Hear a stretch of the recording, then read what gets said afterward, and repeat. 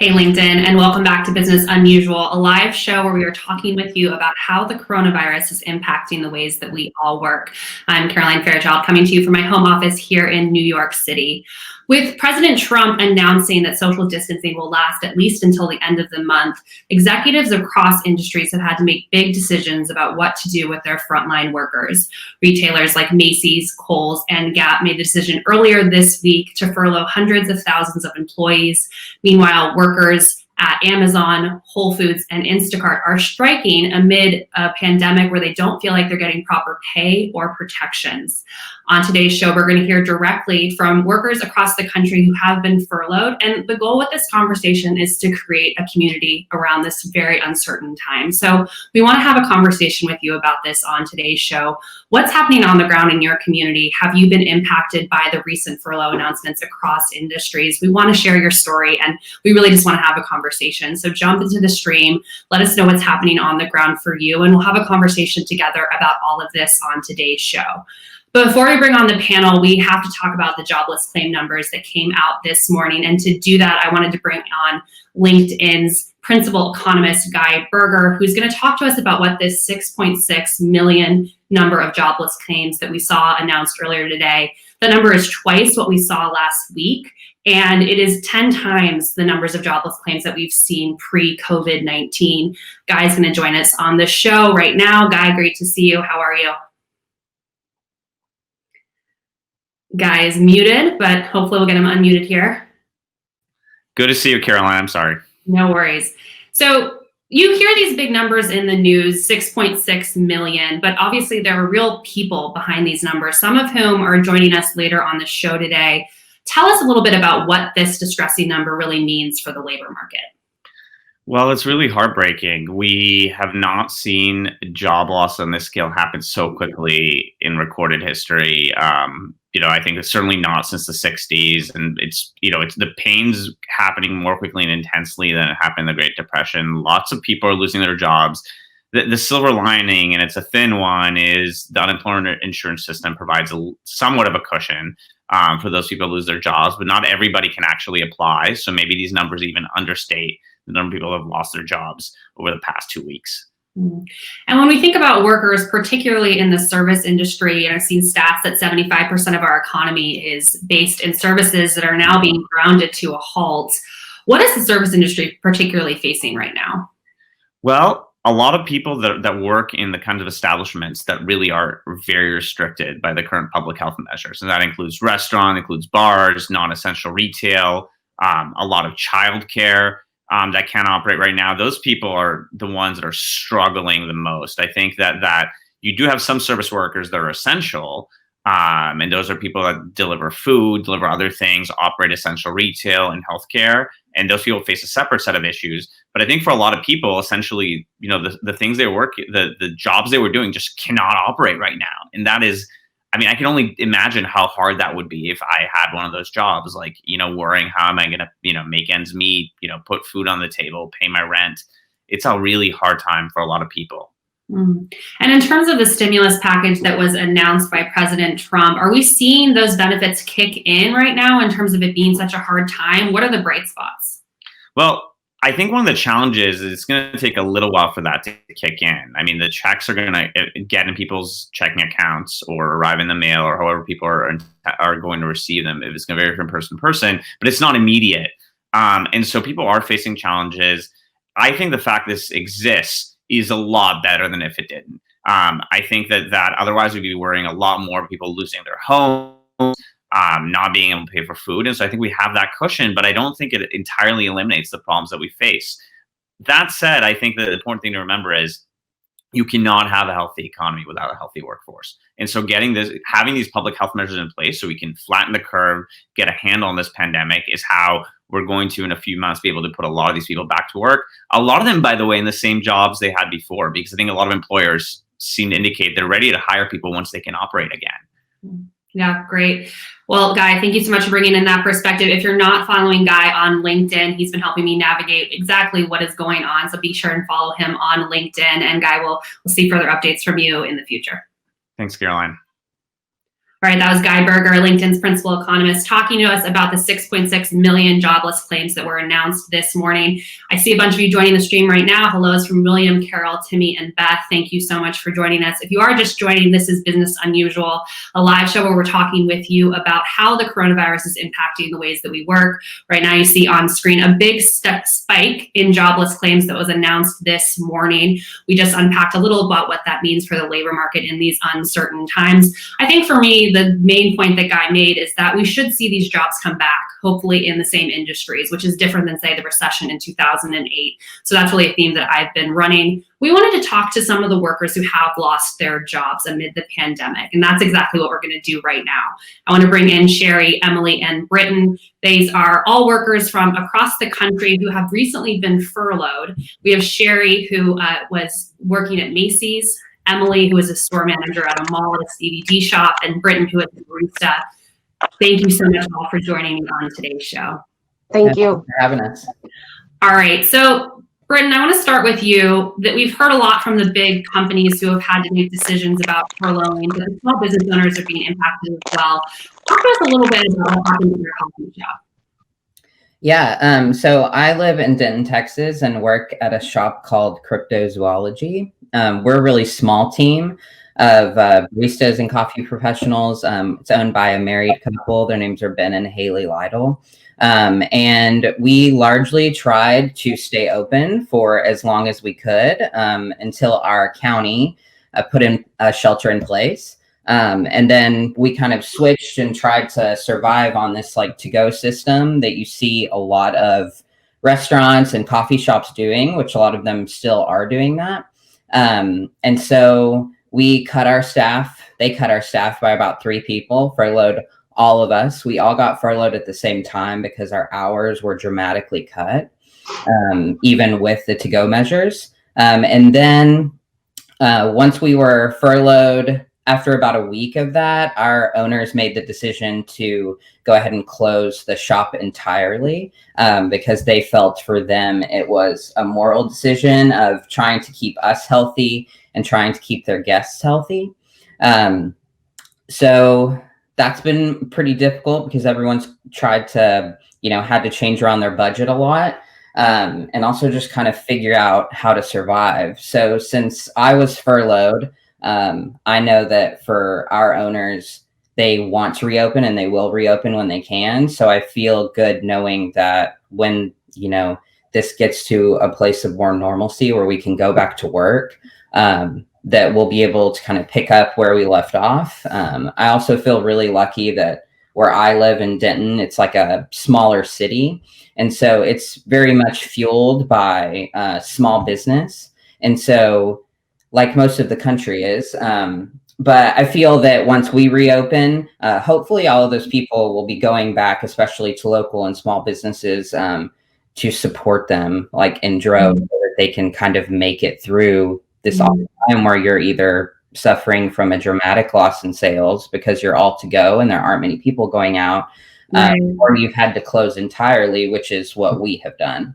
Right. I think we're seeing lots of small business owners on LinkedIn sharing the fact that this is a really challenging time for them, making the decision to either furlough their employees or stay in business. And it's a moral decision as well. Sherry, I want to go to you. You're coming to us from Atlanta. You were working at Macy's. Talk to us about what happened earlier this week. Oh, goodness, Carolyn, I'm having a hard time hearing you. I am from the Macy's store in Atlanta, perimeter store.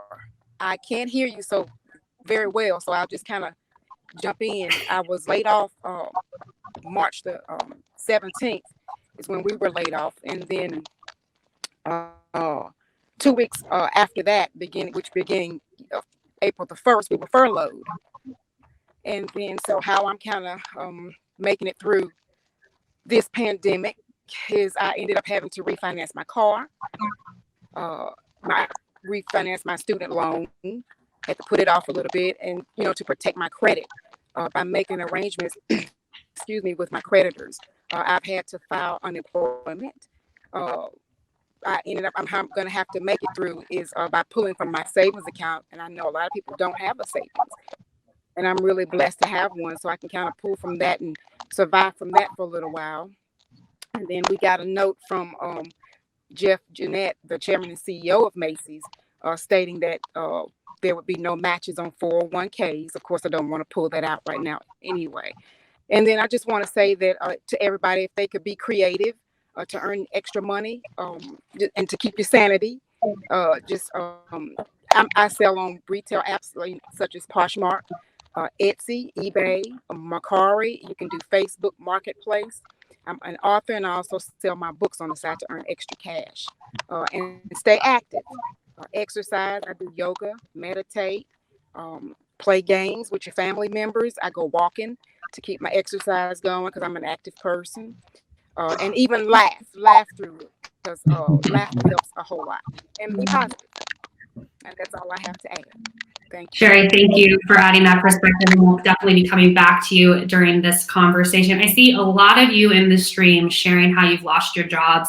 Maurice, who worked for Nordstrom, is now one of the furloughed employees. He lives in New York City, the epicenter for the country, he writes, now fearing if I should risk my health and get an essential job to get by. He's been home since March 17th. Maurice, thanks for joining us and for joining this conversation. I see a comment here from Miguel who's saying, I'm doing Grubhub to make ends meet.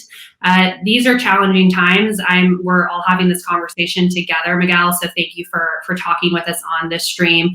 Emily, I want to go to you.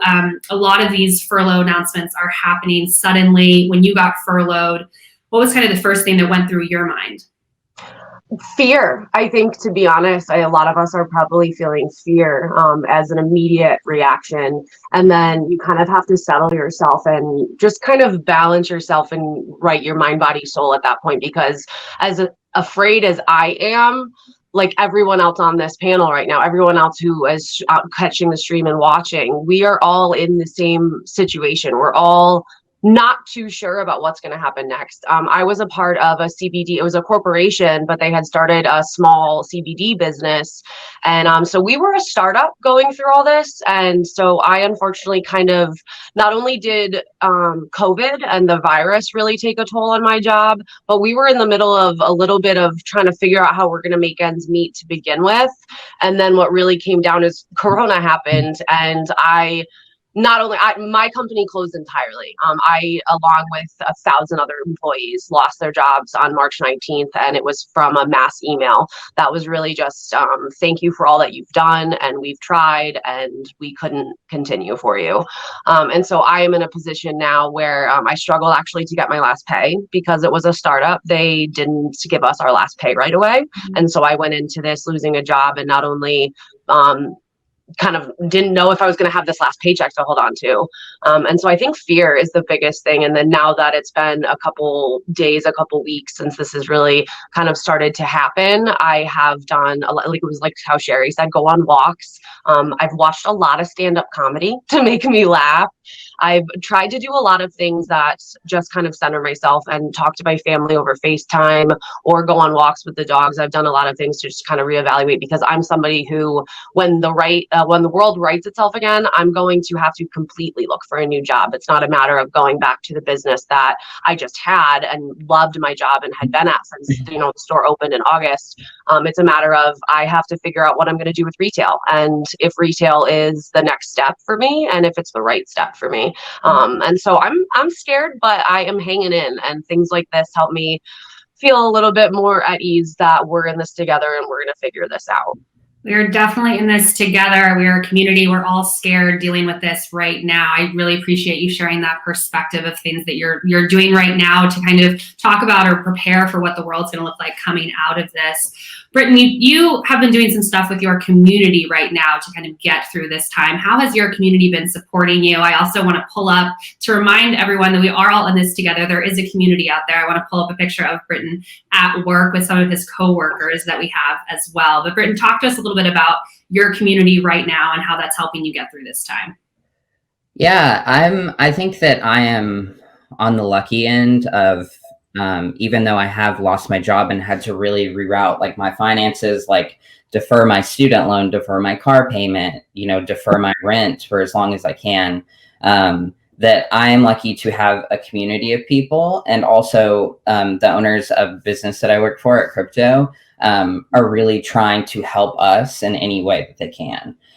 So even though they had to furlough all of us, right, we're not going to be getting like our normal paychecks or getting paid at all. They're doing things like they have what a lot of businesses and small businesses especially have done is set up either virtual tip jars or GoFundMes. We have a GoFundMe that the community can donate to, and then it's dispersed throughout our staff once the goal is met. Our owners have been selling coffee and delivering it every week, like retail coffee, and any of the money that they make from like our merch sales, like t-shirts or coffee mugs, they put directly back into our GoFundMe. And I also was in a situation, because I work for a smaller company and a small staff, that when they applied for unemployment, they did it as a batch claim.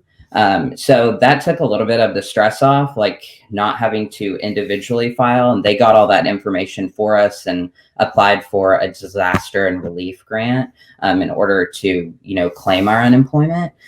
So I know that they're trying to help us in whatever way they can, make this as, as smooth as it could possibly be to be either laid off or furloughed from your position at no fault of your own. And also laying off people to put them in, or furloughing people to put them into an economy that's not working right now.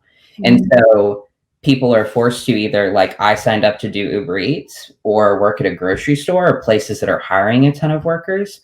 But it's also trying to calculate the risk of like, do I have to do that in order to make ends meet? Or do I want to put that off as long as I can so that I don't get sick? Like, I think that's a huge thing. So I think I've been lucky in my community that I have a lot of support from a lot of different places. And in the coffee industry in general, it's already a really tight-knit community, especially the specialty coffee world. I don't know any one of my friends who is working right now in that industry that have not been affected by this, either furloughed or they don't get hours, or their business has dramatically decreased.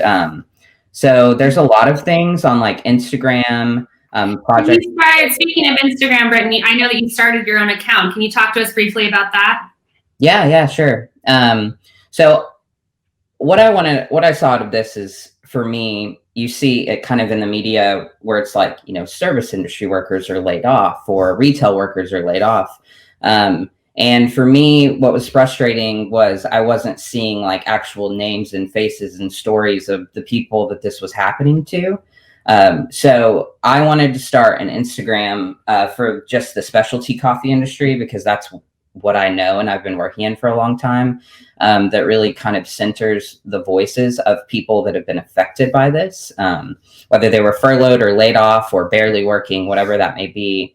So the page is called Open for Service, open and then a for and then service. And people can fill out our survey that asks, were you furloughed or laid off? How has your employer what language did they use to do that? How did that make you feel? What is your story? How has this affected you mentally and emotionally, financially, and the best ways to support them? Mm-hmm. So that's been really cool, because we've kicked that off and we have about like 7 posts and people have responded. And it's just kind of created a community in the specialty coffee industry for people to be vulnerable and honest about what they're going through and the best way to support them and their team. Yeah, I think that that's great, and such a great example of just a grassroots community effort to bring community and faces to the pandemic that we're all going through right now. Sherry, if you can hear me, I'd love to bring you back in. When we talked yesterday, you shared how much you loved working at Macy's. Can you speak a little bit to what this furlough means for you right now? Ask me again. I can't hear you, Carolyn. Ask a little bit. I was just saying, when we spoke yesterday, you told me how much you loved working for Macy's. So talk to us a little bit about that. Well, yeah, I am on the merchandising team there, so we see the styles as soon as they come in, and I get excited. I sent Stephen pictures. He asked me to send one, and I sent probably 5 or 6. But I get to see the merchandise as soon as it comes, as soon as it's delivered. So I I get excited about the new styles. I get to see it firsthand, so it makes me excited. And I get to put it out by size, style, color, and vendor. And I get excited over it. That's my gift. And then once I'm, merchandising on the floor, we have a floor plan. But once I get to merchandise it, if the floor plan doesn't work, we can freestyle, and I'm real big on freestyling, so I can put the merchandise out how I think it looks great and how I know that it will sell. Right. I wanted you to share that because I think it's just so important to talk about how much work means to a lot of us and how the absence of that can really be challenging to fill a void. Emily, let's go to you. I know we have a picture of you at your store as well from a recent time. And I want to hear more from you in terms of how you're rethinking your goals right now, how you're getting through this challenging time.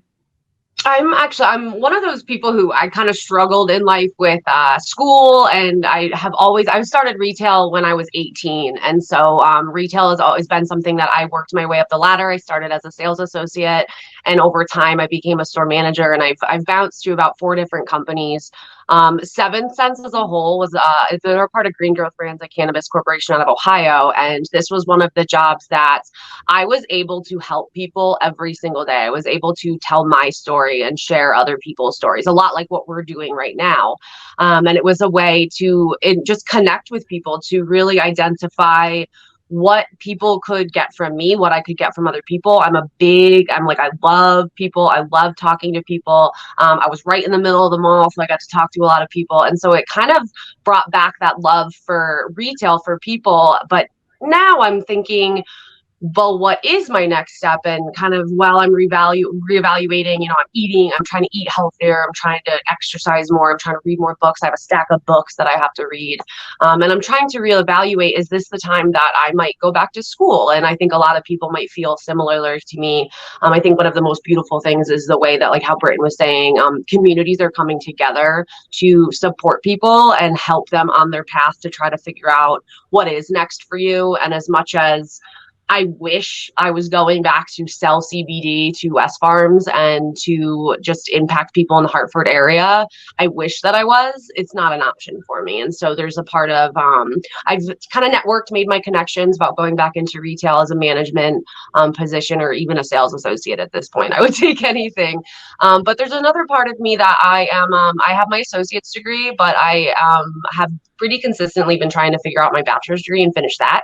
And so there's almost like a blessing in disguise of this happening right now, that this pulled me out of retail and allowed me to readjust what I truly want for myself, for my future. I am 28 years old. And so there's a part of me that's kind of like, well, what am I going to do next? And so there's a part of me that's thinking I could go back to school when the world kind of rights itself again. And maybe this is just something that we all kind of need to reevaluate a little bit as to how happy are we and how could we be happier. And so there's a lot of questions, a lot of feelings. I think I have the downtime in the next couple weeks to evaluate them in a way that works for me. So school might be next. I don't know.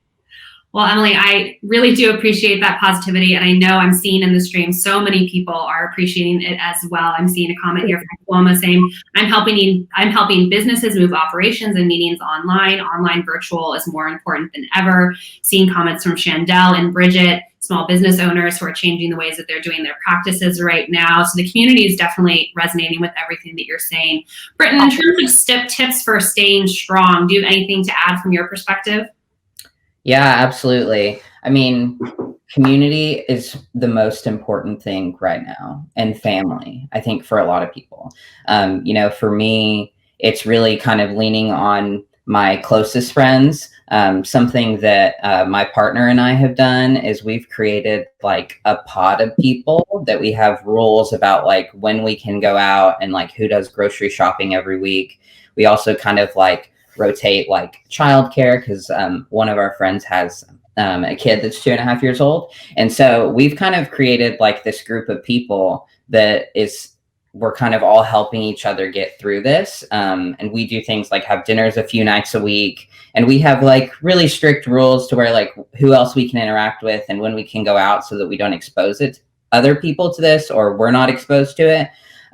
But I think just leaning on the people that are the most important to you, leaning on your team, if that is something, if that's the hope that you will go back to the job you were in before, if you were furloughed, just really connecting with people during this time, and not isolating yourself, because I know that's something that I struggled a lot with in the beginning. Like, that was only 3 weeks ago, which is crazy to me. And kind of isolating myself, and something that pulled me out of that was like talking to my family, talking to my best friends, and opening up about what I was going through, and not being afraid to say, like, I need help during this time. I think is the most important thing that I would say to help yourself stay strong and get through it. Admitting that you need help is definitely important. And we're seeing lots of members on LinkedIn sharing that. Sherry, Emily, Britton, it has been so great speaking with you all. I'm seeing the stream right now. So many people are appreciating you sharing your stories. I really appreciate you joining me on today's show. And let's stay in touch on LinkedIn and off. Thank you. Thank you. All right. Well, that was our panel with Sherry from Macy's, Emily, who's a store manager doing CBD, and Britton, who's a barista. These are the faces of the furlough. These are the people that are being impacted by these numbers. We wanted to remind you that we are in this together, that this isn't something that you have to go through alone. I'm seeing lots of members on this stream talking to us about what's going on in their communities. Sylvia says, I do Postmates, Uber Eats, and DoorDash. These are side gigs, but I stopped because I do not feel comfortable delivering food, just a choice for me. Debbie shares she filed for Colorado unemployment, one of the 6.6 million people who did that just this week. I'm a store manager and praying that the boutique I worked for will be able to weather this storm and reopen. I want to bring on my colleague, Joe Mylord now, who's our frontline workers editor. He has been on the platform for the last coming weeks, monitoring all the frontline workers who are coming out in droves, sharing their experience on LinkedIn. Joe, welcome to the show. Thanks for having me again.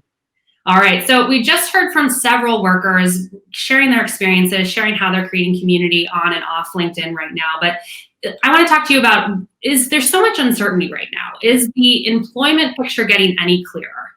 Well, that's exactly correct, because I think the last time we talked about this subject, we discussed how with the urge to socially distance, there's an obvious question that comes out after that, which is what happens to people that can't perform their jobs from home? And we're starting to see some answers. We see employers like CVS, Walgreens, Walmart, Kroger, Amazon, all saying that they want to increase in employment. And a service like Instacart saying that they want to add hundreds of thousands of workers to perform their services. What do these companies all have in common? They either deliver essential services on the spot or are involved in the delivery of these essential services. But outside of that, I think is where we're seeing most of the negative effects with some of these businesses. Retail shops that sell apparel, for example, completely shut down because of these stay-at-home orders. Right. And in terms of what the government is doing, I spoke with Guy earlier in the show about the stimulus package, but what relief is available and how are people navigating that? Right. So with these $2 trillion stimulus package that got passed last week, the easiest concept to understand within that package is the direct payment of up to $1,200 to individuals that can be coming in the next 3 weeks, the Treasury Secretary said. But besides that, there are a lot of relief measures that were included in that bill. Small businesses are encouraged to keep their employees on the payroll and will be granted a tax credit for doing so. There are federal loans that can be deferred now without penalty up until September, and some private lenders are actually following suit as well. And certain governments, there's dozens of states that are passing measures to provide moratoriums for evictions, for example. So there's a variety of measures that have been passed beyond just this one-time payment of a stimulus check that will be coming in the next couple of weeks. You mentioned evictions, but I've also been seeing some announcements on LinkedIn of potential rent relief, both on the commercial side, but also for individual renters. What do we really know about that? Yeah, so we know that this is, as you said, is a problem for both individuals and businesses. We see an employer like Cheesecake Factory, for example, already before the 1st of April came, announcing that they wouldn't be able to be making their rent payments. And I think as you see the new month opening up this week, businesses like Macy's and like Gap, as you alluded to at the top of the show, responded to this the coming month and new responsibilities to pay by furloughing thousands of workers. But on the individual side, there is a trickle-down effect that some governors are hoping for when it comes to rent relief. And by that, I mean, mortgage. There's this moratorium on mortgage payments, and we have a governor like Phil Murphy, for example, in New Jersey, who's been very clear that he expects that relief to be passed down to renters so that there will be no evictions in the next couple months as people try to weather the storm. That's a great perspective. I think it was Britton who earlier on in the show said that community is the most important thing that we need to be focused on right now. And a lot of that community is on LinkedIn. I know that you've been monitoring all the conversations among workers who are mitigating and dealing with this uncertainty right now. What are you hearing? What are you seeing? Yeah, well, what we're seeing the most, I think that has stood out to me, is something that Guy alluded to earlier, where he talked about the lag between these services and these relief measures being decided upon and them actually getting to the mailboxes of the people that need them the most. And so we've seen comments of people saying that I don't know what I'm going to do in the next couple of weeks as they wait for unemployment benefits to hit, as they wait for that stimulus check to hit, as they wait for the increased amount of unemployment benefits to hit as well. And this is where it's really important to consider sort of this dark cloud that we've had hanging over us for a while, because how many times over the past few years have we seen different headlines talking about the percentage of Americans who can't afford a certain scale of emergencies? Over the next coming weeks, that is a storyline that we're going to have to pay attention to, is between these benefits actually getting to Americans, what is the damage of the wait time? That is a great perspective, and definitely one that I'm happy to see you. I usually see you every day in the office, but it's nice to see you on the show here, Joe. Thanks for all the work that you're doing, and we'll talk to you soon. Thank you. That was Joe Mylord, our frontline workers editor, talking to us about some of the community and conversations that are happening on LinkedIn right now amid the pandemic. And the whole point of this show is to bring that community to you live every day, and we continue to want to do that. I see comments on the stream right now from Carl saying thanks for hosting and connecting us all over this tough time. For many, this is great inspirational. Thank you so much, Carl, for joining us. Sarah says, so glad to hear the panel's perspectives and to know that LinkedIn is keeping frontline workers, furloughed or not, at the forefront of the conversation. So thank you, Sarah, for joining us as well. I want to thank our guests today, Guy Berger, Principal Economist for LinkedIn. We had Emily, Britton, and Sherry join us as well from across the country, and then my colleague, of course, Joe Mylord. We are with you with this. Keep joining us. Keep coming onto the stream. Tomorrow, my colleague Susie Jackson will host a conversation around what nonprofits are doing during this time and how the nonprofit world is operating amid this uncertainty. So please join us back here at noon tomorrow for that conversation. I'm Caroline Fairchild. Thanks so much.